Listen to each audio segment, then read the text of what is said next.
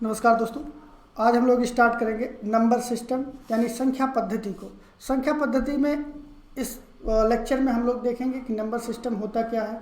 किसी भी संख्या को, जो भी संख्याएं आपके सामने प्रस्तुत की गई हो, जो मान के चलिए उदाहरण के तौर पर दे दिया जाए 15,990 में जो डिजिट हैं उनकी फेस वैल्यू क्या होगी और उनकी प्लेस वैल्यू क्या होगी।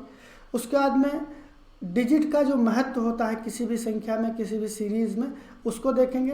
टाइप्स ऑफ नंबर देखेंगे, ऑपरेशंस इन नंबर्स देखेंगे, डिविजिबिलिटी टेस्ट देखा जाएगा और किसी भी संख्या में जो यूनिट प्लेस पे होता है, किसी भी संख्या को ज्ञात करना, यूनिट प्लेस वाली संख्या को ज्ञात करना, वो सारी चीज़ें इसके अंतर्गत देखेंगे।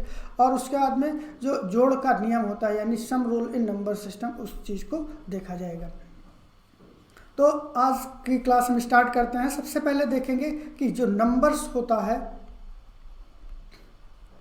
नंबर सिस्टम जनरली दो चीज़ों से मिलकर बना हुआ है। एक तो आपका नंबर हो गया और दूसरा आपका सिस्टम हो गया।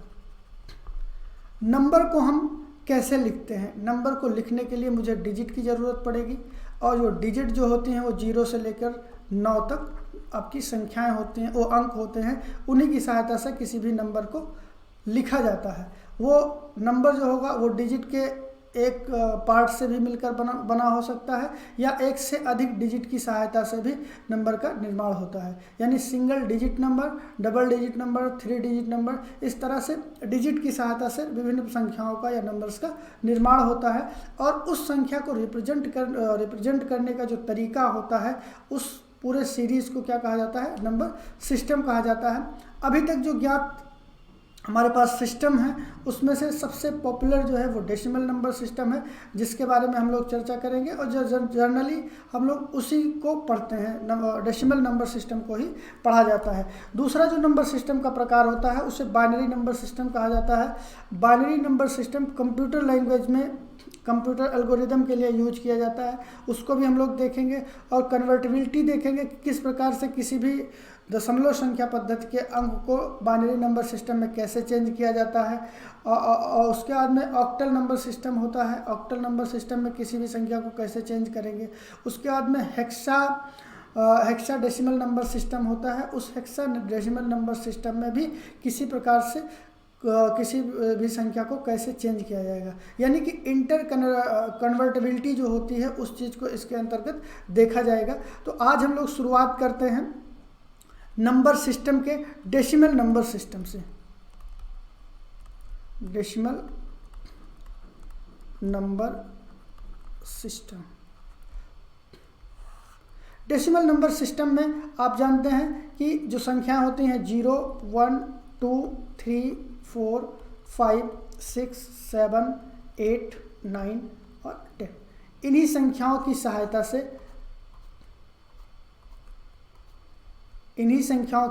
से नंबर्स का फॉर्मेशन होता है और उन्हीं नंबर के आधार पर नंबर्स को हम लोग विभिन्न प्रारूपों में डिवाइड करते हैं। जैसे कि आपने सुना होगा कि सम्मिश्र संख्याएं कौन सी होती हैं, जिसे कॉम्प्लेक्स नंबर कहा जाता है। कॉम्प्लेक्स नंबर्स जो होते हैं उनको आप डिवाइड करेंगे तो वो 2 भागों में टूटते हैं।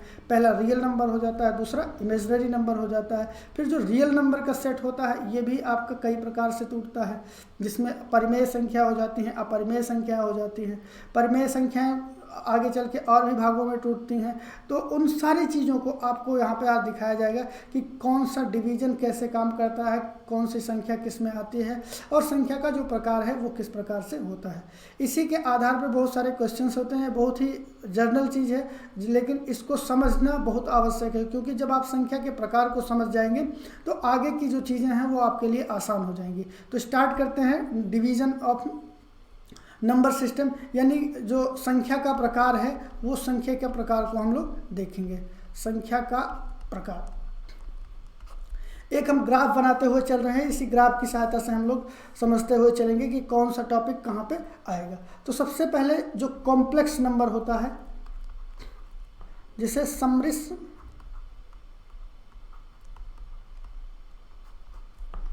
संख्या कहा जाता है। सम्मिश्र संख्या मतलब जैसे कि इसके नाम से ही प्रतीत हो रहा है कि सम्मिश्र संख्या सभी संख्याओं का समूह होगा, जिसमें कि जो ज्ञात संख्याएं हैं, जो अज्ञात संख्याएं हैं, जो इमेजिनरी संख्याएं हैं जिनको हम लोग इमेजिन कर सकते हैं, उन सभी संख्याओं को, जितनी भी ज्ञात संख्या हैं उनका जो सेट होगा उसे कॉम्प्लेक्स या समृद्ध संख्या कहेंगे। यानी कि अगर इसको हम फर्दर डिवाइड करें तो ये दो भागों में डिवाइड हो जाएगी। पहला आपका जिसे हम कहते हैं रियल नंबर, रियल नंबर हो गया। रियल नंबर के बाद में जो दूसरा पार्ट होता है उसे हम इमेजिनरी नंबर कहते हैं, इमेजिनरी नंबर यानी कि काल्पनिक संख्या।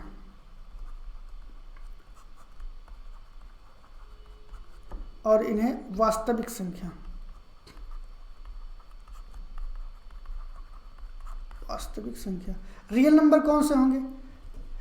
इस कॉम्प्लेक्स नंबर के सेट में से वास्तविक संख्या जिनको हम वास्तव में अनुभूत करते हैं, जिनका कोई वैल्यूएशन होता है, उन सभी संख्याओं को क्या कहा जाता है? वास्तविक संख्याएं कहते हैं। और ये जो संख्याएं होती हैं ये 0 से लेके इनफाइनाइट पॉजिटिव एंगल पे और 0 से लेके negative infinite negative number line पे, ये पूरा सेट ऑफ नंबर्स जो होता है वो रियल नंबर का सेट होता है। इमेजिनरी नंबर्स जो होते हैं, इमेजिनरी नंबर इनको आई से डिनोट किया जाता है, जिसे आयोटा कहा जाता है जनरली। और जो इसकी वैल्यू होती है वो आई स्क्वायर की वैल्यू जो होती है वो -1 होती है। यानी किसी भी संख्या को जब आप 2 बार मल्टीप्लाई कर रहे हैं सेम संख्या से, तब भी वो क्या आ रही है? निगेटिव आ रही है। यानी कि ऐसी संख्याओं को हम केवल इमेजिन कर सकते हैं, ये एग्जिस्टेंस में नहीं होती हैं। तो ये दो डिवीजन हो गया कॉम्प्लेक्स नंबर के आधार पर, रियल नंबर और इमेजिनरी नंबर। तो इमेजिनरी नंबर को आगे हम लोग देखेंगे फर्दर लेक्चर में, जब हम लोग आगे बढ़ेंगे। आज जो हम चर्चा करेंगे वो वास्तविक संख्याओं के आधार पर करेंगे। तो हम बढ़ते हैं आगे। जो वास्तविक संख्याएँ होती हैं, वास्तविक संख्या जिनमें कि आपका 0 से लेके इनफाइनाइट और 0 से लेके माइनस इनफाइनाइट, इस नंबर सीरीज में जो आपकी संख्याएं होती हैं, ये पूरी संख्या जो है वो दशमलव पद्धति यानी डेसिमल नंबर सिस्टम का ही पार्ट होता है। यानी कि दशमलव संख्या पद्धति 0 से लेके माइनस इनफाइनाइट और 0 से लेके प्लस इनफाइनाइट का जो सेट है वो वास्तविक संख्याओं का जो सेट है वही क्या है? आपका दशमलव संख्या पद्धति है। दशमलव संख्या पद्धति में आपके 2 प्रकार के चीज़ें होती हैं। इसमें से पहले एक होता है दशमलव संख्या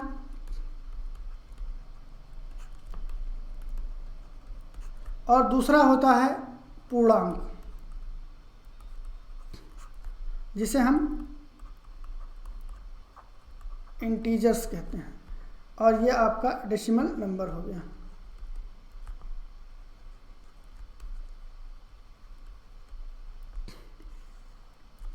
दोनों के बीच में अंतर क्या है? पूर्णांक यानी जो पूर्ण संख्या है जिनमें कोई परिवर्तन नहीं किया जा सकता, और दशमलव संख्याएं वो होती हैं जिसको हम p/q के रूप में लिखते हैं। अब यहाँ पे भी 2 चीज़ें होती हैं। कुछ संख्याएं होती हैं जिनको p/q के रूप में लिखा जा सकता है और कुछ संख्याएं होती हैं जिन्हें p/q के रूप में नहीं लिखा जा सकता। इसका क्या डिवीज़न होता है, इसको भी हम देख लेते हैं। इसका डिवीज़न ये होता है कि जब कोई संख्या, उदाहरण के तौर पे आप ले लीजिए 4/5, जब 4/5 हम कर लिए हैं तो इसको हम कैसे डिवाइड करेंगे? तो यहाँ पे आपने पॉइंट लगा दिया, ये हो गया आपका 40, ये आपका 8 आ गया, ठीक। तो ये आपका क्या है? ये p/q के रूप में डिवाइड किया जा रहा है। लेकिन कुछ ऐसे टर्म होते हैं, जैसे आप यहाँ पे लिख लीजिए 7/9। अब इसको आप सॉल्व करेंगे तो यहाँ पे आप पॉइंट लगाएंगे, ये आपका 70 हो जाएगा। और 70 को जब 9 से डिवाइड किया जाएगा तो 9 सते 63, यानी 7 टाइम यहाँ पे हुआ। फिर उसके बाद में यहाँ पे 7 बचा, 9 सते 63, फिर 7 हुआ। फिर ये आपका रिपीटेड हो जा रहा है, लगातार ये क्या हो जा रहा है? रिपीट होता चला जा रहा है।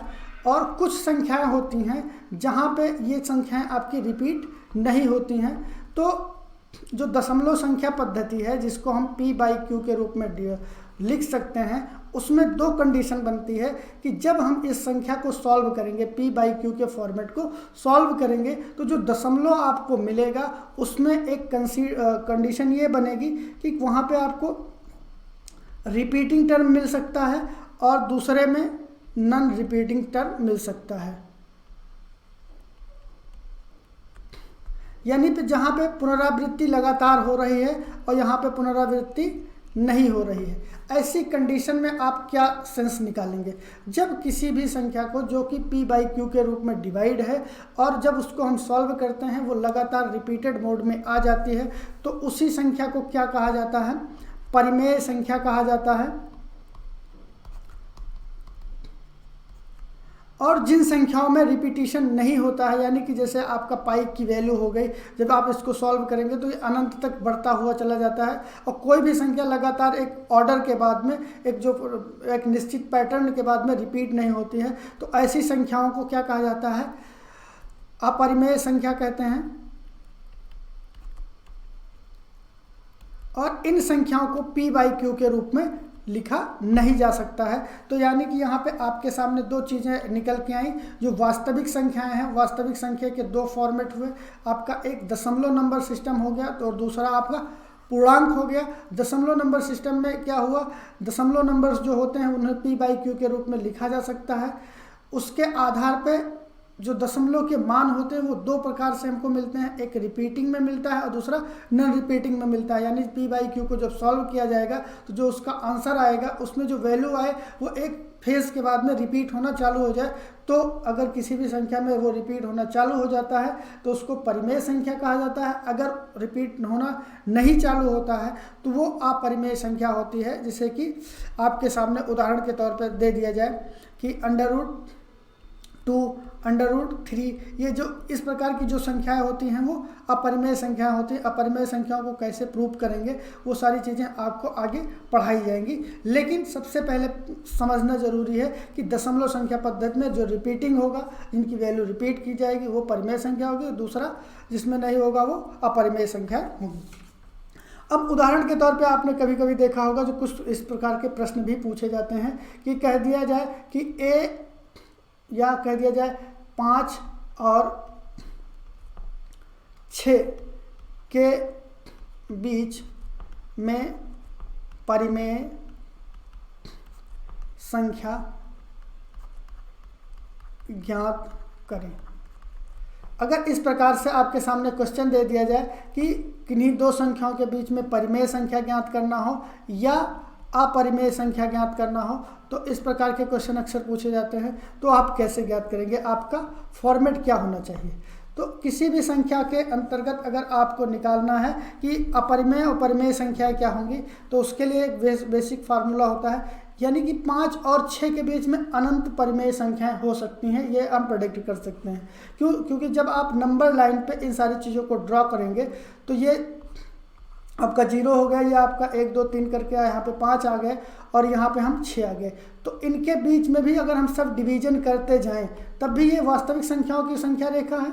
जब वास्तविक संख्याओं की संख्या रेखा है तो इसको हम अनंत टुकड़ों में डिवाइड कर सकते हैं, यानी कि इसके बीच में अनंत संख्याएं हो सकती हैं। अब अनंत संख्याओं को ज्ञात करने का क्या रूल होना चाहिए? अब ये इस पर डिपेंड करता है कि ये कितने परिमेय संख्याएं पूछ रहा है। 1 पूछ रहा है, 2 पूछ रहा है, 3 पूछ रहा है, 5 पूछ रहा है, जितनी भी संख्याएं पूछ रहा है उसी के आधार पे आप इसको करेंगे। तो इसको मान लीजिए कि ये है, मान लीजिए A और ये मान लीजिए आपका B है। अब इसके बीच में आपको दो परिमेय संख्याएं ज्ञात करनी है, तो कैसे ज्ञात करेंगे? सबसे पहले होता है A into K plus B upon K plus 1, जहाँ K इक्वल टू पूछे गए परिमेय संख्या है। अब यहाँ पे जैसे कि आपकी A की वैल्यू क्या है? A की वैल्यू 5 है, K की वैल्यू 1 हम रख दिए, B की वैल्यू क्या है? 6 है और 1 प्लस 1 तो कितना हो जाएगा? 5 एकम 5 और 6 5 11/2। ये पहली परिमेय संख्या हो गई इसकी। दूसरा, इसी में आप इसको और इम्प्रूव करना चाहें, इसमें अगर कह दिया जाए दूसरी परिमेय संख्या क्या हो जाएगी, तो 5 इंटू 2 प्लस 6 अपान 2 प्लस 1। आंसर क्या हो जाएगा? 5 दूनी 10 6 16/3। ये दूसरी परिमेय संख्या हो गई। इसी प्रकार से जो भी संख्याएं आपसे पूछे उसमें आप उसकी वैल्यू को पुट करके नेक्स्ट परिमेय संख्या निकाल सकते हैं। और यहाँ पे जो वैल्यू है K की वो आप 1 से लेके इनफाइनाइट तक पुट कर सकते हैं और उन्हीं के आधार पे आप यहाँ पे वैल्यूएशन कर सकते हैं, संख्याएं निकाल सकते हैं और अनंत परिमेय संख्याओं को निकाला जा सकता है। दूसरा फॉर्मेट है कि अगर कह दिया जाए किसी दो संख्या यानी एक संख्या a है और दूसरी b है, इनके मध्य में अपरिमेय संख्या आप ज्ञात करिए। तो अपरिमेय संख्या ज्ञात करने के लिए आपको करना क्या है, √ab, इसे 3√√ab कर सकते हैं, 4√√ab कर सकते हैं। क्या इसी प्रकार से किसी भी संख्या का जो वर्ग रूट होता है वो निकालेंगे तो उसमें अपरिमेय संख्या प्राप्त हो जाएगी, यानी कि इस संख्या को p/q के रूप में नहीं लिखा जा सकता। तो ये आपका एक फॉर्मल डिवीजन हो गया, जिसके आधार पे हम देखेंगे कि जो संख्याएं होती हैं वो किस प्रकार से होती है और उनको हम कैसे डिवाइड कर सकते हैं। तो परिमेय संख्या अपरिमेय संख्या आपका क्लियर हो गया। एक बार फिर से मैं रिवाइज कर देता हूँ, क्योंकि जितना जल्दी हम रिवाइज करते जाएंगे ये चीज़ें कॉन्सेप्ट में बनी रहेंगी। तो सबसे पहले हमने क्या देखा, कॉम्प्लेक्स नंबर देखा। कॉम्प्लेक्स नंबर दो प्रकार से होते हैं, एक रियल होता है, दूसरा इमेजनरी होता है। जब रियल नंबर में आए तो इसमें दो चीज़ें हमने देखा, एक डेसिमल नंबर सिस्टम होता है और एक इंटीजर होता है। और इमेजनरी नंबर को तो यहीं पे हमने छोड़ दिया था। डेसिमल नंबर सिस्टम में दो चीज़ें हमने देखा, एक परिमेय संख्या होती है और दूसरा अपरिमेय संख्या होती है। अब हम चलते हैं इंटीजर की तरफ। इंटीजर का डिवीज़न देखेंगे, कौन कौन से इंटीजर्स होते हैं, क्या क्या प्रकार होता है। तो इंटीजर्स को पूर्णांक कहा जाता है। क्या कहा जाता है, पूर्णांक कहा जाता है। पूर्णांक को हम तीन प्रकार के पूर्णांकों को देखते हैं। पूर्णांक मतलब जिसकी वैल्यू पूर्ण हो, वो नेगेटिव भी हो सकता है, पॉजिटिव भी हो सकता है और वो जीरो भी हो सकता है। अब यहाँ पे हम इसको डिवाइड करके देखेंगे कि पॉजिटिव जो इंटीजर्स होते हैं, एक पॉजिटिव होता है, दूसरा आपका जीरो हो जाता है और तीसरा आपका निगेटिव हो जाता है। यानी पॉजिटिव इंटीजर, निगेटिव इंटीजर और जीरो भी एक पूर्णांक के रूप में कार्य करता है। इन सारी चीज़ों को हम देखेंगे। तो पॉजिटिव इंटीजर यानी जो संख्या रेखा दिखाई गई थी, यानी इससे लेके इनफाइनाइट तक जितनी भी संख्याएं होती हैं जिनको हम काउंट करते हैं, उन्हें क्या कहा जाता है, पॉजिटिव इंटीजर कहा जाता है। पॉजिटिव इंटीजर ही आगे चल के क्या बनती हैं, नेचुरल नंबर बनती हैं। यानी क्या हो गया, नेचुरल नंबर, जिनको हम काउंट करने के लिए यूज करते हैं उनको क्या कहा जाता है, प्राकृतिक संख्या या नेचुरल नंबर कहा जाता है। इनको जीरो, इसमें जीरो नहीं होता है, ये एक से प्रारंभ होकर अनंत तक जाती हैं। ठीक, अब हम बढ़ते हैं जीरो की तरफ। अगर इस जीरो को इसके साथ ऐड कर दिया जाए, किसके साथ में, नेचुरल नंबर के साथ में जब जीरो को ऐड कर दिया जाएगा तो वो होल नंबर बन जाएगा, यानी संपूर्ण संख्या बन जाएगी। संपूर्ण क्यों, क्योंकि अगर जीरो नहीं रहेगा तो आप संख्या बनाते चले जा सकते हैं, लेकिन कुछ संख्याएं हैं जिनका निर्माण नहीं हो पाएगा। तो पूर्ण संख्या, संपूर्ण संख्या बनाने के लिए हमको किसकी ज़रूरत पड़ेगी, जीरो की ज़रूरत पड़ेगी। तो यानी जीरो के साथ में इसको इंक्लूड कर दिया जाए तो ये पूरा नंबर सिस्टम क्या हो जाएगा, संपूर्ण संख्या का फॉर्मेट बन जाएगा। फिर उसके बाद में जो निगेटिव संख्याएं होती हैं, निगेटिव संख्याओं को भी इस तरह से हम डिनोट करते हैं। उसके बाद में इसमें कुछ डिवीजन और होता है, किसमें, जो आपके नेचुरल नंबर्स हैं, इनको और भी आगे आप डिवाइड कर सकते हैं, जिसमें आपकी सम संख्याएं हो गई और विषम संख्याएं हो गई। सम संख्याएं और विषम संख्याएं क्या होती हैं, इनको आप देख लें। सम संख्या और विषम संख्या। सम संख्या का फॉर्मूला क्या होता है, जो नियम होता है, परिभाषा होती है। सम संख्या कोई भी ऐसी संख्या जिसको दो से डिवाइड किया जाए, जिसको दो से डिवाइड कर दिया जाए वो संख्या क्या होगी, सम संख्या होगी। जो संख्या दो से डिवाइड नहीं होगी वो क्या होगी, वो विषम संख्या होगी। ये जनरल से इसकी परिभाषा है, तो इसके आधार पर आप हम देख सकते हैं। अब यहाँ पे एक उदाहरण आता है कि जीरो सम है या विषम। जीरो सम है या विषम है, इस चीज़ की पुष्टि आपको मैं आगे करवाऊंगा, लेकिन आप अभी के लिए जान लीजिए कि जीरो क्या है, वो एक सम संख्या है। क्यों है, क्योंकि जो सम संख्या का रूल है, सम संख्या नियम है, सम संख्या नियम के आधार पर देखा जाए तो जीरो क्या होता है, वो एक सम संख्या होता है। सम संख्या नियम क्या है, सम संख्या नियम को ऐसे जनरली मैं बता रहा हूँ, अगर इवन संख्याओं को इवन में जोड़ा जाएगा तो वो क्या आएंगी, इवन आएंगी। अगर एक ऑड यानी एक विषम संख्या जिसे ऑड कहते हैं, ऑड को ऑड में जोड़ा जाएगा तब इवन आएगा, एक इवन और एक ऑड जोड़ा जाएगा तो ऑड आएगा, और उसके बाद में जीरो जो है इवन को इवन से जोड़ेंगे तब आपका इवन आएगा। यानी जीरो जो है एक इंटीजर के रूप में काम करता है और ये इवन इंटीजर के रूप में होता है। यानी कि सम संख्या और विषम संख्या को भी हम समझ गए हैं। अब हम चलते हैं किसकी तरफ, पॉजिटिव इंटीजर की तरफ।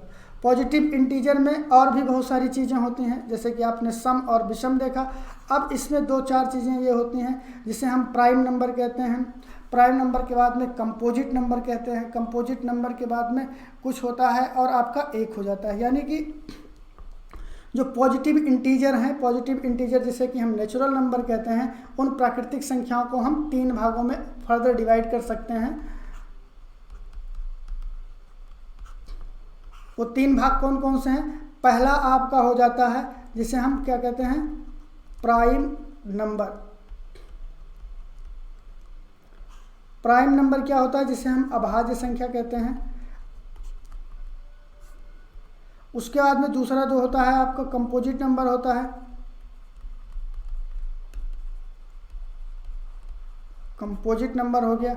और उसके बाद में एक इंडिविजुअल है जिसको हम प्राइम कहेंगे या कंपोजिट कहेंगे, वो हम लोग देख लेते हैं।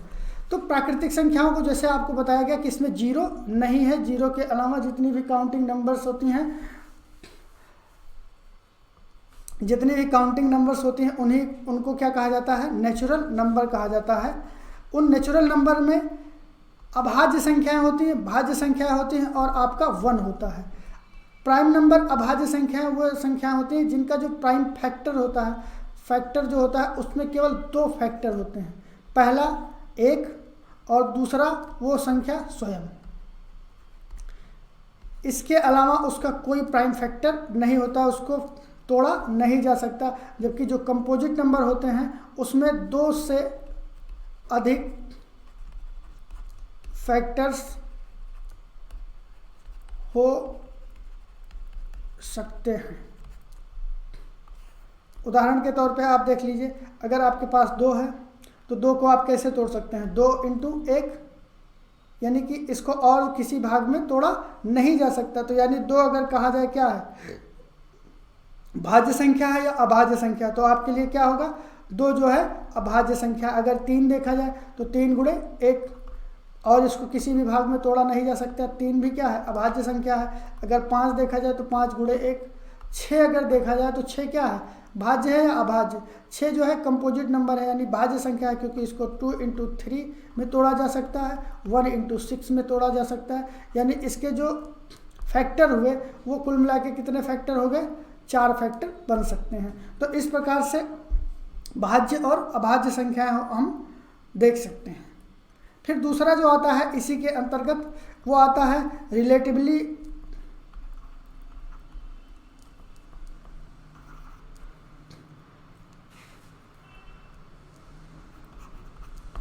एक बार मैं फिर से पूरा रिवाइज करवा देता हूं, क्योंकि आपके बीच में वो मतलब कि कॉन्सेप्ट पूरी तरह से समझ में आ जाए।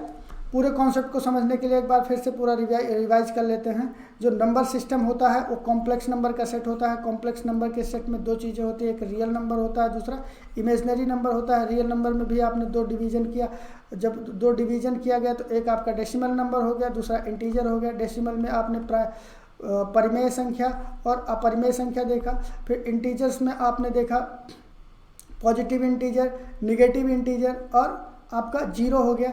जो आपका पॉजिटिव था उसे नेचुरल नंबर कहा गया, और 0 के साथ में जब इसको जोड़ दिया गया तो ये आपका होल नंबर हो गया, ये आपका निगेटिव इंटीजर हो गया। फिर उसके बाद में पॉजिटिव इंटीजर में भी हम आप आगे बढ़ के देखेंगे तो इसमें 3 चीज़ें हमने देखा। एक देखा कि प्राइम नंबर, कंपोजिट नंबर, और उसके बाद 1 की वैल्यू देखी गई, 1 को ना पॉजिटिव कहा गया ना निगेटिव कहा गया। उसके बाद में हम अब देखेंगे इसी में जो प्राइम नंबर होता है उसमें आपेक्षिक अभाज्य संख्या क्या होती हैं, सापेक्षिक अभाज्य संख्या क्या होती हैं, सह अभाज्य संख्याएं क्या होती हैं, उन सारी चीज़ों को हम देखते हैं। तो सबसे पहले आपेक्षिक अभाज्य संख्या। अपेक्षिक अभाज्य संख्या को रिलेटिवली प्राइम कहते हैं। Relatively prime number. Relatively prime number क्या होता है?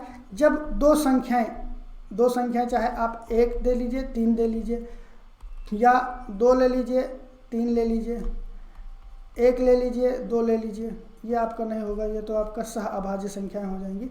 तो जब किसी भी संख्या के दो संख्याओं का जो फैक्टर होता है, उन फैक्टर का जो कॉमन होता है वो केवल 1 हो, यानी इसका भी फैक्टर निकाल लिया जाए, इसका भी फैक्टर निकाल लिया जाए, और उसका जो फैक्टर है वो केवल 1 हो, तो ऐसी संख्याओं को रिलेटिवली प्राइम नंबर कहा जाता है, यानी अपेक्षिक अभाज्य संख्या कहा जाता है। दूसरा जो पार्ट है इसका, जिसे को प्राइम कहा जाता है। को प्राइम को भी हम दो भागों में मतलब कि को प्राइम वो संख्याएं होती हैं जैसे कि 2 और 5 हो गया, 5 और 7 हो गया, यानी इनके बीच का जो डिफरेंस है वो कैलकुलेटिव होता है, तो इनको को प्राइम कहा जाता है। उसके बाद में आपका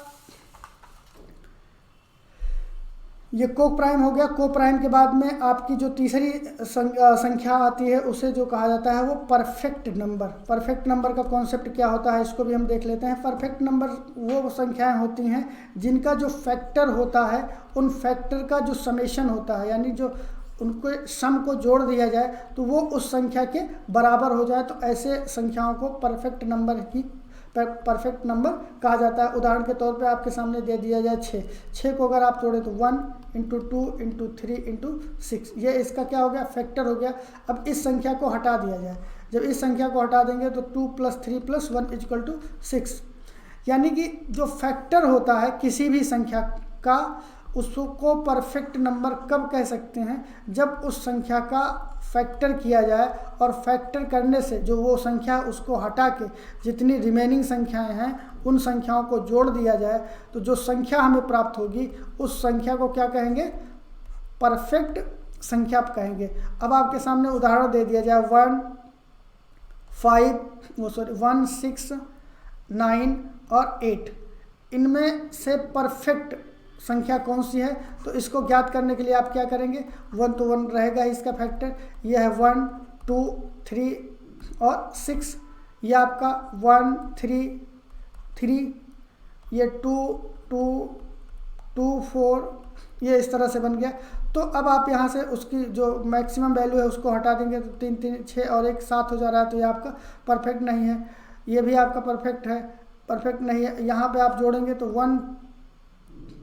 1 2 और 3, इन तीनों को जोड़ देंगे तो ये आपका क्या हो जा रहा है? 6 हो जा रहा है, तो ये आपका 6 क्या है? परफेक्ट नंबर है। उसके बाद में ट्विन प्राइम क्या होता है? ट्विन प्राइम को भी हम समझ लेते हैं। ट्विन प्राइम ये होता है कि